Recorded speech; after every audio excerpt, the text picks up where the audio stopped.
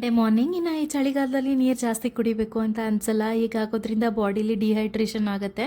ನನಗೂ ಅದೇ ರೀತಿಯಾಗಿ ಆಗಿತ್ತು. ಹಾಗಾಗಿ ಬೆಳಗ್ಗೆ ಎಳ್ನೀರು ಕುಡಿಯೋಣ ಅಂತ ಹೇಳ್ಬಿಟ್ಟು ಎಳ್ನೀರನ್ನ ಕುಡಿದು ತಿಂಡಿಗೆ ಚೋಲೆ ಭಟೂರೆ ಅಥವಾ ಚೆನ್ನ ಮಸಾಲ ಅಂತಾರಲ್ಲ ಅದ್ರ ಜೊತೆ ಪೂರಿ ಮಾಡೋಣ ಅಂತ ಹೇಳ್ಬಿಟ್ಟು ರಾತ್ರಿನೇ ಕಾಬೂಲ್ ಕಡಲೆಕಾಳನ್ನ ನೆನ್ಗಿಟ್ಟಿದ್ದೆ.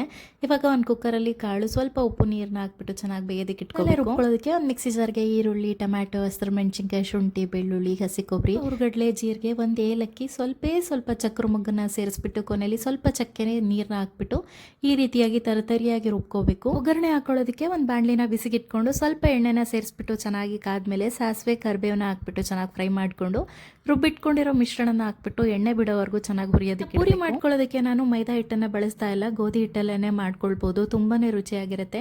ಇನ್ನು ಎಣ್ಣೆ ಹಿಡಿದೇ ಇರಲಿ ಅಂತ ಹೇಳ್ಬಿಟ್ಟು ಕಾದಿರೋ ಎಣ್ಣೆಗೆ ಸ್ವಲ್ಪ ಉಪ್ಪನ್ನ ಹಾಕ್ಬಿಟ್ಟು ಪೂರಿನ ಕರಿಯೋದ್ರಿಂದ ಹೆವಿ ಫೀಲ್ ಆಗೋದೇ ಇಲ್ಲ, ತುಂಬ ಲೈಟ್ ಆಗಿರುತ್ತೆ. ಈ ಕಡೆ ಮಸಾಲೆ ಚೆನ್ನಾಗಿ ಬೆಂದಿದೆ. ಇದಕ್ಕೆ ಸ್ವಲ್ಪ ಅರ್ಶಿನದ ಪುಡಿ, ಬೇಯಿಸಿಟ್ಕೊಂಡಿರೋಂಥ ಕಾಬೂಲ್ ಕಡಲೆಕಾಳನ್ನ ಹಾಕ್ಕೊಂಡು ಚೆನ್ನಾಗಿ ಮಿಕ್ಸ್ ಮಾಡಿ ಕೊನೆಯಲ್ಲಿ ಉಪ್ಪು, ಕಸ್ತೂರಿ ಮೇಥಿನ ಹಾಕ್ಬಿಟ್ರೆ ಚೋಲೆ ಭಟೂರೆ ರೆಡಿ ಆಗಿಬಿಡುತ್ತೆ. ತುಂಬಾನೇ ಟೇಸ್ಟಿಯಾಗಿ ಸಿಂಪಲಾಗಿ ಬೇಗ ಆಗಿಬಿಡುತ್ತೆ. ನನಗೆ ಕರ್ಬೂಜ ಹಣ್ಣಿತ್ತು, ಅದರಲ್ಲೇ ಜ್ಯೂಸ್ ಮಾಡ್ಕೊಳ್ಳೋಣ ತಂಪಾಗಿರುತ್ತೆ ಅಂತ ಹೇಳ್ಬಿಟ್ಟು ಕರ್ಬೂಜ ಹಣ್ಣಿನ ಜ್ಯೂಸ್ ಮಾಡಿಕೊಂಡು ಕುಡಿದೆ.